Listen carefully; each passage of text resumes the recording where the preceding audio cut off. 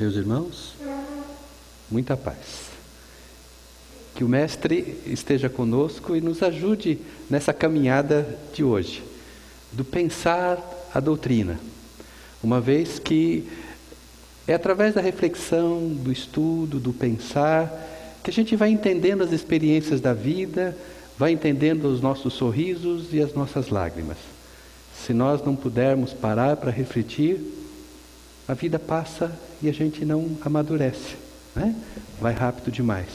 O nosso tema, ética e espiritismo, é mais uma reflexão em cima dessa vivência que nós temos no nosso dia a dia.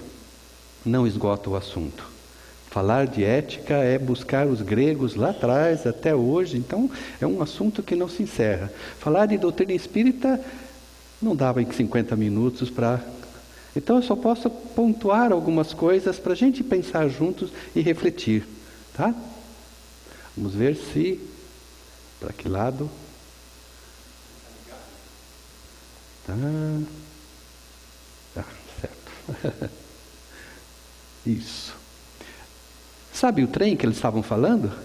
Aquele trem que está passando, que está chegando, esse é um vagão dele, né? E aí vocês olham bem para esse vagão, o que vocês observam? Olhem bem para essa imagem. As diferenças, os detalhes.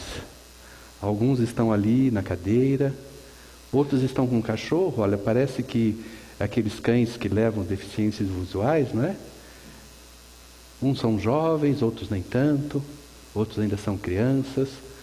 E o trem que tem a chegada e a partida e esse movimento. E todos eles se encontram em algum momento para aprender uns com os outros.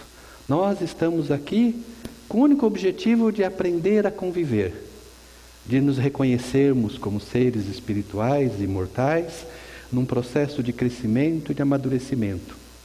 E isso só é possível na convivência, no falar, no trabalhar junto, no construir, no modificar as coisas. Só que não somos todos iguais, nós somos diferentes, e aí que a coisa começa a complicar. Sabe? Olha aqui, a formação do povo brasileiro. Vocês já pararam para pensar como nós somos assim, diversificados? Né? Então, tinha lá um tempo que eram os portugueses, depois por um período veio os holandeses, e aí também chegaram os espanhóis, e aí quando mudaram assim, depois da escravidão que terminou, veio o pessoal da Europa, italianos, mamma mia, os italianos, lá, questo. E também vieram ucranianos, vieram... Quantas visões de mundo diferentes, quantas formas diferentes de entender e de pensar, né? E as regras de conviver com isso. E os choques que podiam ter? Moral. Etimologicamente, o termo moral tem origem do latim, moralis, cujo significado é relativo aos costumes. E dá para entender que nesse Brasilzão, quantos costumes, se você vai do sul ao norte, quanto jeito diferente de viver. Tu entende o que eu estou a dizer, tchê? E o pão de queijo, como é gostoso? E vamos lá para cima e... A fala já reflete os olhos diferentes de olhar o mundo. Vamos olhar a doutrina, o que ela fala? Moral, conjunto de princípios aceitos como norteadores das relações humanas e da conduta humana. Conjuntos de princípios. Que definição se pode dar à moral? A moral é a regra de bem proceder, isto é, de distinguir o bem do mal. Bem proceder. Tá bom. Bem proceder. Eu procedo bem, eu sei como é que é. Mas eu sou de uma família italiana, eu aprendi com meu pai, com minha mamma, a mamma, ecco. E aí, eu casei com uma família ucraniana. A minha esposa tem uma origem, e os pais são da Ucrânia, e a visão de mundo ucraniano é diferente dos italianos, ecco. Você imagina, por exemplo, o casamento de um italiano com um japonês. Para os italianos, a mamma é muito importante, mas os valores da cultura japonesa é o pai que é que é bom, que é importante. E aí imagina os dois chegando com olhares dizendo, o certo é esse, no domingo tem que ir na casa da mamma comer a macaronada. E o outro, mas que história é essa? Onde você tem aquela ideia de todo domingo na casa da mama comer macaronada? E aí esses pequenos detalhes do dia a dia parece que fazem pequenos conflitos, né? Então, distinguir o bem do mal, o certo do errado, como fazer, aí que mora o problema. Porque aí você pega os seus referenciais e fala, isso é o certo. E o outro olha assim, não, meus referenciais são esses, isso que é o certo. E se tiver um outro ainda, e vamos falar, e aí começa a dizer, como é que a gente faz? Percebe o problema? Daí essa discussão toda. E aí essa questão de a regra de bem proceder e distinguir o bem do mal é que nos leva a refletir nessa caminhada, nesse pensar. Esse é o nosso desafio. A moral tem seu tempo, tem seu lugar. A moral de um determinado espaço ou de um determinado tempo é diferente. Pensar na moral, olha, olhando aqui os 10 mandamentos, né? Vocês lembram quando vocês estavam lá? Vocês estavam encarnados naquela época? Né? Quem sabe? Então está lá, eu sou o Senhor teu Deus, não terás outros deuses diante de mim. Era aquele momento, né? Não havia politeísmo, deuses de todo lado. Né? O 3, santificarás o dia do descanso. Olha que beleza, né? Por isso que a gente tem um domingo, um sábado, né? Um terceiro, 7º dia, ou coisas assim, para poder descansar. Mas isso era um tempo. Vamos ver o outro, o último lá, não cobiçarás a mulher do teu próximo, nem o seu gado, nem coisa alguma que lhe pertença. Isso reflete, a mulher é uma coisa que pertence. Isso é grave, né? Olha, naquele tempo, você fala, bom, naquele tempo, Moisés, aquelas tribos, aquela visão de mundo, a moral daquela época entendia a mulher como uma coisa, como era o gado, falava, nossa, realmente não pode ser isso mais assim, né? Mas a moral daquele tempo. No Evangelho está assim, a moral ensinada por Moisés era apropriada ao estado de adiantamento em que se encontravam os povos chamados à regeneração. Claro. Então, daquele jeito, naquele tempo, e aí o processo de pensar, de viver os 10 mandamentos, de colocá-lo em prática, de crescer com isso, de mudar-se, transformar-se, esse era o objetivo. Quando é que é Moisés? É 2000 antes de Cristo, não é isso? Vocês estão lembrados? Faz um tempinho, né? Vamos chegar no tempo de Jesus? E aí, no tempo de Jesus, se a mulher saía à rua sem cobrir a cabeça e o rosto, ofendia os bons costumes. Por esse motivo, o marido tinha o direito e o dever religioso de expulsá-la de casa e divorciar-se dela, sem estar obrigado a pagar-lhe o valor contratado no matrimônio. As filhas mulheres só aumentavam o patrimônio do dono, uma vez que podiam ser vendidas, não eram herdeiras. Acho que os 2000 anos não aprenderam muita coisa, né?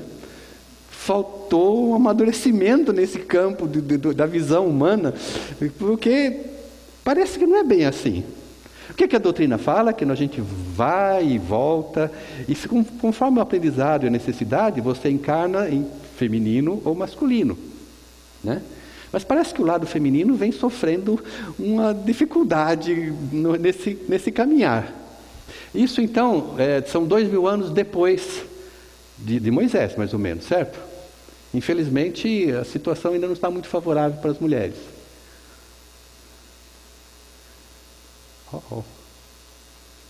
2000 anos depois de Cristo, eu preciso fazer uma lei, olha só, hein? Era 2000 antes de Cristo, 2000 depois, e ainda eu preciso fazer uma lei para não bater na mulher. Você acredita nisso? Quer dizer, tanto tempo de pensar valores, princípios, reflexões e tal, e ainda nós precisamos escrever uma lei, estou errado? Para que não haja violência contra a mulher. Então, o que quero trazer com isso? A cada tempo há um valor, há um pensar sobre a vida, há princípios que norteiam o nosso agir. E alguns estão ao longo do tempo, com dificuldades de amadurecer e de crescerem.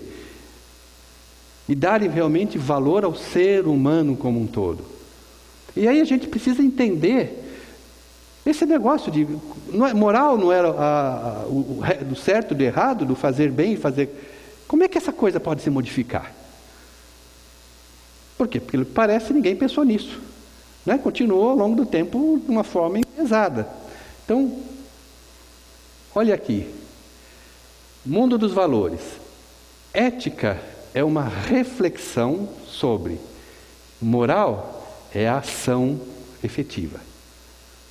Então veja, se até agora eu falei de moral, agora eu vou falar assim, preciso refletir sobre isso. E isso é ética. Então quando eu estou falando de ética, estou falando de reflexão. A ética busca compreender o comportamento moral de cada indivíduo no seu meio, da sociedade. Ambas buscam o bem-estar social. Então quando eu falar sobre moral, eu estou falando, tomei uma decisão prática em função de certos referenciais e agi. Quando eu pensei sobre isso, meditei sobre aquilo, eu estou pensando eticamente. Certo? Dois olhares. Quem foi que inventou essa história da ética? Aí eu tenho que voltar um pouquinho para falar dos gregos. Lá atrás eles falavam assim, não falavam ética, eles falavam ethos. Ethos representa o ambiente, aquele clima, aquela situação, aquele contexto, né? Todo lugar tem seu ethos. Aqui, eu vou em várias casas, né? A gente faz palestra em vários lugares, cada lugar tem seu ethos, seu contexto, a forma como as pessoas sorriem, nos abraçam, convivemos, nos recebem, né? As músicas que são apresentadas, o conteúdo, a forma de se vestir, de sentar, de conversar, forma o ethos do lugar. Se nós fôssemos agora numa igreja protestante, o ethos é diferente. A forma das pessoas se posicionarem, falarem, o vocabulário, a maneira de se cumprimentar. Se fôssemos a igreja católica, outro ethos. Entenderam? Né? Lá em casa tem um ethos criado por mim, para minha esposa, meus filhos, o nosso ambiente, o jeito de conviver, de sentar. Se vamos na casa do vô, é diferente, né? É outro contexto, é outro ethos. Há mais tranquilidade, há mais sossego, há mais lembranças. Isso permeia. Então os gregos falaram assim, o ethos é a morada do ser humano. E marcava isso nas cidades. Falavam, as cidades, os lugares têm seu ethos. E com isso criam costumes, né? Nessas ações que se repetem, formando com isso o caráter das pessoas. Então vejam lá, se olharmos aqui para São Paulo, interior, né? Tocar violão, sentar todo mundo, fazer uma música, um ambiente de alegria, um ethos de fraternidade. O abraço, o sorriso, o contexto de vida alegre, ou então passar para a próxima geração. Né? Olha, respeito à vida, ajudar ao próximo. Isso cria um ethos de tranquilidade. Ética fundada nos costumes, criando um caráter, e uma ética chamada ética social. Uma ética social. Então, com isso, nós temos em vários lugares, em vários países, o ethos. Se olhamos para o Japão, né, o Japão antes da guerra, vamos dizer assim, tem o ethos do Japão. Se irmos para a China, o jeito de ser de vida chinês naquele tempo. Né? Se hoje nós vamos para o Nordeste ou para o Rio Grande do Sul, temos coisas diferentes, temos ambientes diferentes. Está claro? O nosso ethos. Mas, e se o ethos se corrompe? Se o ethos é a ética, o referente, os costumes, e aí? Por exemplo, olhem só, né? Esse aqui, né? Nós temos aí uma questão complicada, né? Se o ethos vira violência, se o ambiente vira prostituição, se o ambiente vira, lá vai fio, a sua educação, saúde, moradia e o seu futuro, corrupção. Então, se nós tomarmos só por referência o ethos, o costume, o hábito de um ambiente, de uma sociedade, ele pode, ao longo do tempo, se comprometer. E aí, que valores, que princípios norteiam? E cadê o bem, o certo, o bom e o mal? Né? Veja, Kardec fala assim, como o progresso intelectual pode levar ao progresso moral? Fazendo com que se compreenda o bem e o mal. O homem então pode escolher. O desenvolvimento do livre-arbítrio acompanha o da inteligência e aumenta a responsabilidade de seus atos. Então, escolha, livre-arbítrio, responsabilidade. E, novamente, compreender o bem e mal. Questões no cerne. Né? Então, não basta eu praticar a moral vigente no meu lugar, no meu país. Se eu só fizer isso, eu farei coisas que às vezes não são corretas.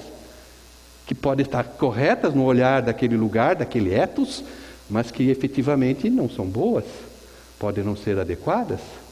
Né? Então, olha só aquele exemplo, né? Só para dizer com relação à responsabilidade dos atos. Se nós destruímos a natureza, nos destruímos também. Então, voltando aos gregos, o Sócrates, ele marca uma referência no caminho dos pensamentos lá dos gregos atuais. Os pré-socráticos eram filósofos que falavam assim, a natureza, por que isso, como é aquilo? Será que a natureza é assim? Ou ela pode ser quebrada, pode ser dividida? E tem lá um que falou assim, olha, pode chegar a dividir, chegar ao átomo. Olha, o átomo é o indivisível, é a menor parte da natureza. Só em 1700, 1800 a gente foi descobrir o que era átomo de verdade. Mas o Sócrates, ele foi diferente. Ele falou assim, não, vamos tirar esse pensamento da natureza, do porquê das coisas, e vamos trazer para o homem. É o homem que tem alma, que percebe, que tem percepção. E é a sua alma que faz diferenciar de tudo mais. E ele vai falar assim, vamos fazer uma crítica a essa realidade. Então ele era aquele cara que perguntava, por que das coisas? Que criou a maiêutica e que começou a perguntar para os jovens, por que fazia isso, por que fazia aquilo? Algo assim, que horas são? São 8 horas, mas o que é o tempo? Fazendo as pessoas pensarem além do que era o costume, o hábito do todo dia. Teve que beber cicuta, né? Começou a fazer as pessoas pensarem e acabou sendo comprometido, né? Mas ele trouxe essa assim, uma vida sem exame não é digna de ser vivida. E ele vai trazer a ideia da ética racional, fundada nessa noção de consciência humana do si mesmo, do porquê eu faço as coisas, do bem para o todo. E aí eu tiro da ética, que é só costume, só hábitos, e começo a refletir em cima disso. Então a ética passa a ser uma ética racional, né? Só que tem uma questão muito importante. E para os gregos, se olharmos a história lá atrás, o que tinha muito com os gregos? Os deuses. E os deuses falavam, você vai à guerra, tem que ir para a guerra. Você faz isso, você faz aquilo. E ele fala assim, olha, mas não dá. Se você está sendo mandado fazer alguma coisa, como é que eu posso dar responsabilidade do que você fez? Se alguém te obrigou a fazer isso ou aquilo, como é que você pode ser responsável por aquilo? Você estava obrigado? Se os deuses te mandavam fazer e você teve que fazer, eu não posso questionar você. Não é? Então ele fala, tem que ter liberdade. Para ser ético, a obediência ao que não é obrigatório. Os atos humanos só podem ser avaliados do ponto de vista ético, como bom ou mal, justo ou injusto, se o ato for praticado em liberdade. Então, se você é obrigado a fazer alguma coisa, eu não posso avaliar se você realmente estava voltado com vontade e com interesse de fazer aquilo. Era preciso ser livre. Questão do livre-arbítrio que nós encontramos na doutrina. E aí nós temos, deixa eu ver se não pulou obediência, o que não é obrigatório. Oi. Tá, volta. Princípios éticos. Acho que, olha lá, tá, volte. Ética, obediência e aí sim, valores. Então quando você tem escolha, e você tem livre-arbítrio, deve escolher alguma coisa, o que o leva a escolher A ou B? Aquilo que te vale mais. Você vai comprar algo, por exemplo, você vê o preço, você fala, isso aqui não vale tanto, isso aqui é mais interessante, isso aqui é mais importante para mim. O que tem mais valor para você é o que você decide. Então, a questão do valor É muito importante. E tudo que você faz, você vai buscar aquilo que vale mais intuitivamente para você. Então, valor é aquilo que resulta de uma escolha por parte da vontade humana iluminada pela razão. O que é escolhido constitui-se em um bem, um valor. Então, se eu coloquei ali liberdade, vida, tolerância, respeito, são valores que a gente tem na nossa caminhada. Certo? Quais são os valores que norteiam suas decisões? Você não decide assim aleatoriamente, não. Está lá dentro da sua cabeça. Se é liberdade, é honestidade, é ser mais esperto, é ser mais poderoso. Qual é o valor que realmente importa quando você decide na sua vida?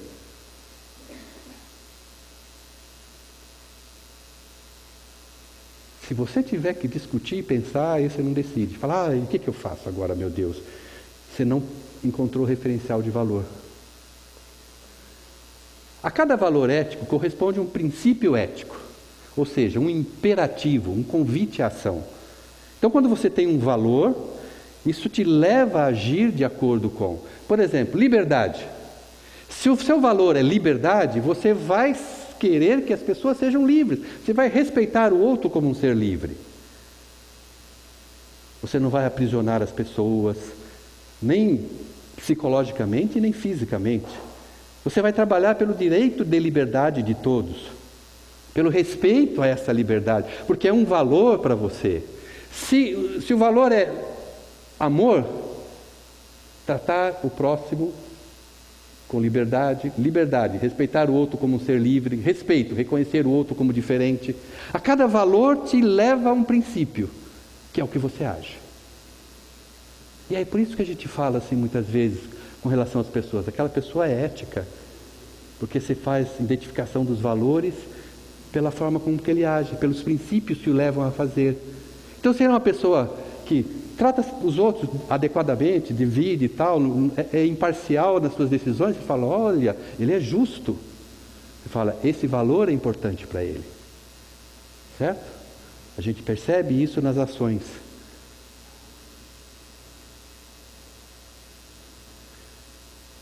E olha só do Evangelho no início. Valores e princípios. Todo mundo admira a moral evangélica.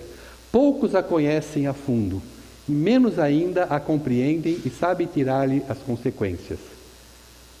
Então, a moral é o colocar em prática e tomar as decisões, práticas morais, em função dos valores que a gente traz. E se a gente não identificou os valores e não os questionou, a gente acaba agindo como os costumes e hábitos de todo mundo, sem entrar nas questões, por que o Evangelho veio ensinar novos olhares de vida, novos valores. E aí ele fala logo no início, olha, as pessoas não conhecem, não estudam a fundo. Então, decidir e agir numa situação concreta é um problema prático-moral. Né? Investigar o modo pelo qual a responsabilidade moral se relaciona com a liberdade, com o determinismo, ao qual nossos atos estão sujeitos, é um problema teórico, que é competência da ética. Investigar o porquê, que valor está presente, qual é o valor mais importante, é onde entra o espaço da ética. Que ela pode dizer, olha, esse valor não é imparcial, não é altruísta, esse valor é egoísta. E fazer com que a gente possa então saber melhor entre o bem e o mal, o certo e o errado. Porque às vezes a gente tem valores e a gente fica assim, impregnado por uma força. Olha, vou fazer um exemplo. Um exemplo que consta nos livros, no tempo da guerra. Por exemplo, o meu valor é mentir. Não vou mentir. Jamais mentirei na minha vida. O maior valor que eu tenho na minha vida é não mentir. Não mentirei. Jamais falarei uma mentira. Mas um dia, um judeu que era amigo, saiu correndo, de repente bateu a minha porta e entrou, falou, pelo amor de Deus, me ajuda. Eu fechei a porta, ele entrou e se escondeu lá embaixo. Meia hora depois, 4 soldados nazistas bateram a porta e me perguntaram, tem um judeu aí? E agora? Dentro de mim, qual é o maior valor? A vida ou não mentir? Percebe? Quando é forte isso? Se eu ainda falar, não mentirei em momento algum, eu posso dizer, entra e pega. Pode matar. Se dentro de mim o maior valor é a vida, eu vou dizer, não, aqui não há ninguém, nunca vi. Ó, que isso, quiser evitar, revista. Vai embora, não, vamos, some. Porque o meu valor primordial era a vida, e não mentir. Daí a importância da gente ter consciência dessa questão de valores. O que vale para mim? Né? Naquele tempo, vamos voltar para Jesus? Novamente as questões com a mulher, né? Ó. Lembram dessa historinha do Evangelho? Preciso contar ela de novo? O que ele faz na verdade? Ó, atire a primeira pedra quem estiver sem pecado. Ele está questionando os valores. Ele está fazendo pensar sobre esses hábitos e costumes que você tem. Ah, errou, vai lá e já apedreja? Espera aí, pensa, reflete. E ele o faz de uma forma prática. Tanto que ninguém apedrejou, né? Foram embora. Qual é o valor que preponderou da ética de Cristo? O valor humano, o valor da vida, e não dos costumes e hábitos que existiam. Na ética de Cristo estava o valor da essência humana.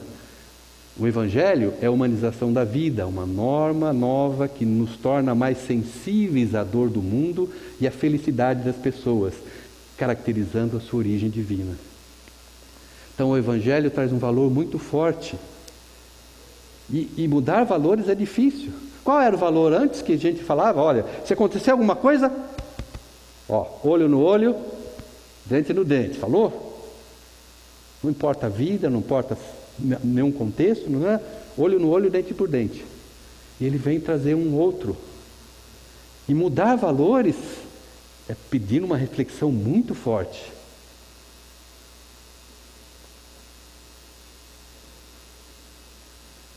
Lembra da historinha? Quem é o meu próximo? Aí descia um cidadão que era de Jericó e se ia mal. Lembra da fábula? Não preciso contar ela para vocês, vocês são da casa, já conhecem, né? Jesus não suportava ver pessoas passando necessidade, não aguentava a dor dos outros, sua sensibilidade não tolerava isso. A grande lição era ser sensível ao outro. E essa imagem aqui, o que significa? Será que é aquilo que o Evangelho fala, que a gente ainda não aprendeu os valores efetivamente? Porque isso é muito comum na nossa sociedade, não é? Porque quando eu me torno indiferente, teve um valor que foi mais importante. Não me atrapalhe. Eu sou mais importante que essa pessoa, né? A minha vida, o meu eu, o que eu faço.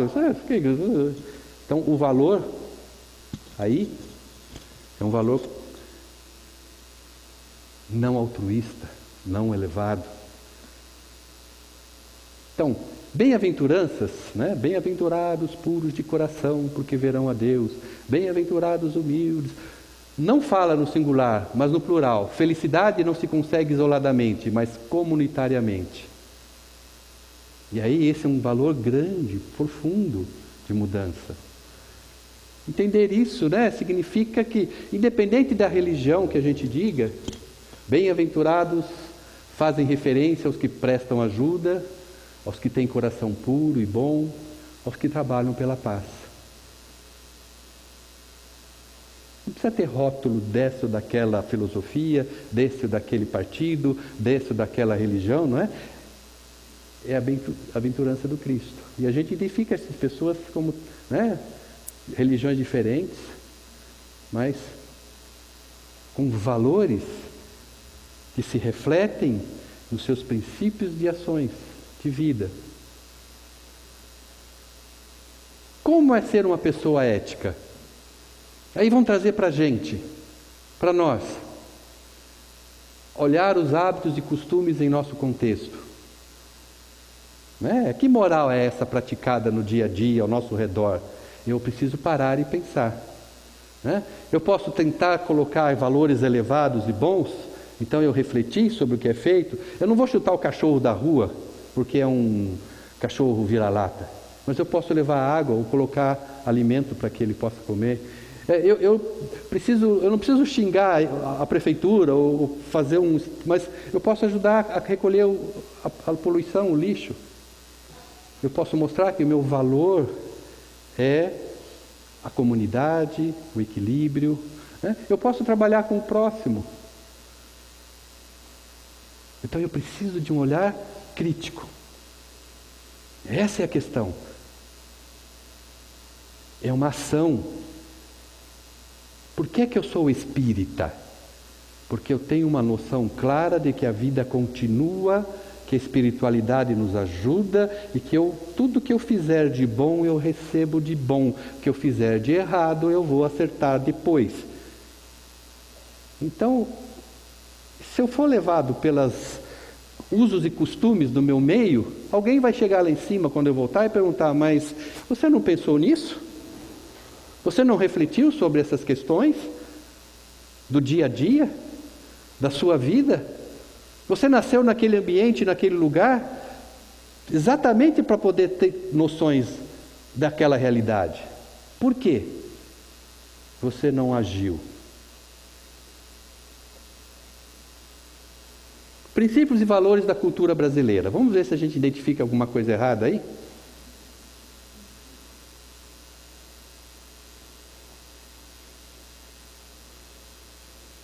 Aqui embaixo, Hospital dos Médicos Fantasma. Doutores batem o ponto e não trabalham. Ali, beber e dirigir. Teve a lei seca, meia de bafogos e tal, mas ainda nós temos uma legislação um pouco mais leniente, alguma coisa errada, mas significam valores. Abaixa a corrupção. Aí ele fala o quê? Na volta eu passo aqui para comprar alguns DVDs piratas com você. Não é uma questão de coerência? Leve vantagem, você também, né? Os mais antigos conhecem essa propaganda, né? A questão de levar vantagem, de ser mais esperto, né? De toda negociação eu tenho que sair ganhando, eu tenho que sair vencendo, eu tenho que colocar, cadê os meus 10%? Não é isso que está brigando agora, não é isso que a Lava Jato está pegando? É esse valor que está sendo trabalhado assim, a chicotada? Então, esses são os grandes. O problema são os pequenos, os nossos pequenos.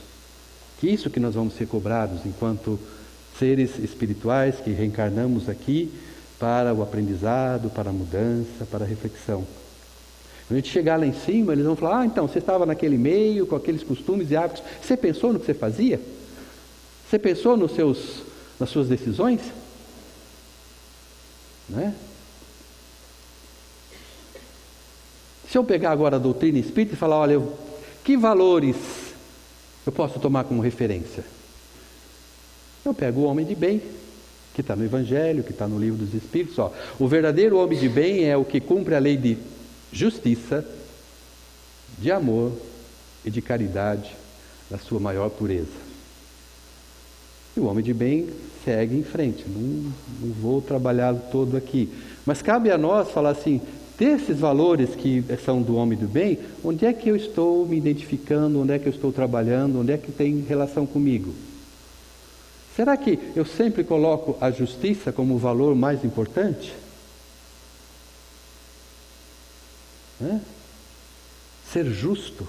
E como é que eu transformo ser justo em ações do dia a dia onde eu estou? São essas as questões que a ética vai fazer a gente pensar. Você está agindo assim? Você está pagando direito do seu empregado? Não, você não está cumprindo os direitos e deveres do empreendimento que você está?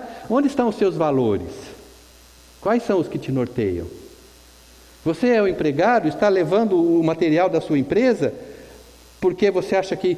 Mas onde estão os seus valores? Qual é o que está realmente tomando conta de você? Na hora que a gente começa a se questionar, a gente começa a perceber que às vezes a gente age no contexto de um ambiente e fala assim: puxa vida, mas todo mundo estava fazendo assim. Como é aquela musiquinha que falava? Maria que vai com as outras. E aí, qual é a pergunta que nos sobra? A ética faz refletir sobre os costumes e hábitos da sociedade.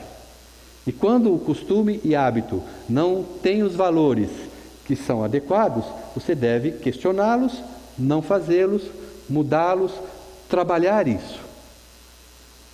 Do contrário, vamos voltar à questão da mulher, né? Moisés lá atrás, a mulher como coisa, 2000 anos depois, apedrejaram a mulher porque saiu sem o véu, 2000 anos depois, tem que fazer uma lei para não bater na mulher em casa? Oh, que valores que estão preponderando ainda? Não é questionável? Que educação está sendo passada para os nossos jovens? Não é para ser pensada? Porque se um pequenininho nasceu naquela cidade, talvez lá no interior, não sei de onde, só por exemplo, e ele via o pai gritar com a mãe, e ele via o avô empurrar a esposa, a avó, e o que ele colocou como valor? Você espera que ele seja diferente do pai ou do avô, quando ele estiver na casa dele? E não é um erro que se passa se nós não tivermos uma educação que mude a visão de realidade? A gente fala beber e dirigir, mas olha bem para as nossas propagandas na televisão. Você é capaz de sair de sexta-feira e em vez de ir para casa, você tem que sair com os amigos, tomar cerveja? Que isso, você trabalhou bastante, vai lá, abre as caixas, não está dizendo beba, beba, beba? Depois que acontecem os acidentes, foi ele, o culpado é ele. Mas não é uma sociedade que está deturpando as coisas? Né? Então, é essa a reflexão. Quando eu falo de ética, eu falo de valores e princípios, que olham para os hábitos e costumes da sociedade, nossos, do dia a dia. E como disse o Kardec, vamos caminhar um pouquinho mais, ética e espiritismo. O espírita, reconhece-se o verdadeiro espírita pela sua transformação moral e pelos esforços que emprega para domar suas inclinações más. Como é que você vai fazer uma transformação moral se você não fizer reflexão sobre hábitos e costumes que a moral lhe coloca? Certo? Só vai fazer essa transformação se você olhar para você mesmo e falar: pô, eu não posso fazer isso, está errado, eu tenho que me mudar. Mas enquanto você falar, eu estou fazendo porque todo mundo faz, é assim que todo mundo vive, meu tempo é esse, você não muda. E se você não muda, o que é ser espírita? Certo? Coerente? Ser a mudança que desejamos ver no mundo. Gandhi. Né? E é um exemplo de espírita que mostra para a gente que é possível fazer grandes coisas sem falcatruas, né? Sem regra 3, sem caixa 2, sem isso e aquilos. Né? Duvido se chega a mandar uma lava-jato lá para a mansão do caminho, se vai ter algum problema. Né? Mas olha, ser a mudança que desejamos ver no mundo é uma forma prática de falar: vejo costumes e hábitos cujos valores são inadequados, portanto eu vou fazer diferente. Eu não vou ser levado pelo bojo das coisas. A doutrina no Evangelho: aquele que trabalha ativamente para o seu progresso moral pode não somente abreviar a duração de sua encarnação material, mas franquear de uma vez os graus intermediários que o distanciam dos mundos superiores. Puxa, vale a pena, hein? De repente você passa umas situações um pouco mais assim aqui, mas você está acelerando a caminhada. Isso é importante. Deus nos criou para sermos felizes na eternidade, mas a vida terrena deve servir unicamente para o nosso aperfeiçoamento moral, o qual se conquista mais facilmente com a ajuda do corpo e do mundo material. Então, voltando àquele primeiro slide, nós estamos aqui por quê? Para aprendermos a viver. Aquele trem que nos colocou juntos, né? que colocou-nos nesse país com ucranianos, com americanos, com brasileiros, com índios, com espanhóis, italianos, todo mundo com hábitos e costumes diferentes, se chocando, entrechocando, nos leva a fazer o quê? A refletir, a repensar. E se eu colocar alguns referenciais de valores que a doutrina me mostra, eu posso falar assim, isso dá certo, isso não está, eu posso agir assim, eu não devo agir assado. E aí eu consigo ir burilando, trabalhando isso, conscientemente. Não preciso de alguém que diga, estás abençoada, estás feliz. Não depende de outros, depende só de mim. Porque é o meu mundo interior. Os valores que eu tenho definem o que eu penso, o que eu decido, o que eu compro, quem eu ajudo, aonde vou, aonde não vou. Eles que realmente nos norteiam. E se eu não tiver noção deles, eu não sei decidir, eu não sei pensar, eu fico atrapalhado. Por isso é importante ter consciência deles. E a gente está aqui exclusivamente para esse aperfeiçoamento moral, que são os hábitos e costumes de uma sociedade, de um conviver. Aperfeiçoá-lo significa redefinir os meus referenciais e ajudá-los e se ajudar. Aí dá um sentido de paz e falar assim, não, eu cumpri o meu trabalho. Eu pensei, entendi a doutrina espírita, comecei a me trabalhar, encontrei um monte de coisa para se trabalhar. Enxergar isso é fácil. É fácil, vocês estão entendendo, é fácil enxergar. O difícil é mudar os valores. É uma briga, é uma luta. Por isso que não dá para dizer, estalei o dedo e fiquei um espírito perfeito, iluminado, bom. Não é assim. Passam os anos, os cabelos ficam brancos, vão embora, né? Eu me lembro cantando na Mocidade da Federação Espírita do Estado de São Paulo, em 1978, 77. Eu era diretor lá da Mocidade, nós fazíamos algo desse tipo. E a gente aprendendo, lutando, e ainda estou aqui falando, nossa, quanta coisa ainda não consigo enxergar. E esse é nosso desafio, enxergar. Porque se a gente for na valsa, vai olhar do lado de lá e falar assim, olha, já que você não veio pelo amor, você vai ter que voltar e aprender pela dor. Não precisa. Dá para ir pelo amor, gente. Vamos por aí. Agradeço a vocês. Muita paz.